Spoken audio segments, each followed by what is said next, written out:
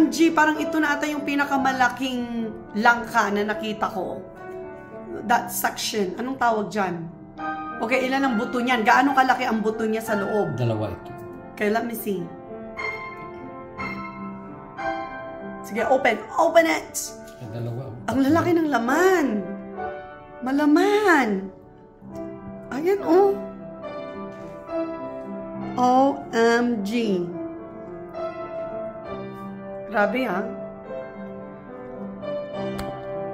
Oh, ang ganda naman ng ating, may background music pa.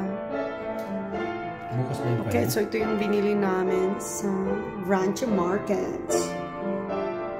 79 cents. Beautiful. 79 cents a pound. I know. So yummy. Okay, masan.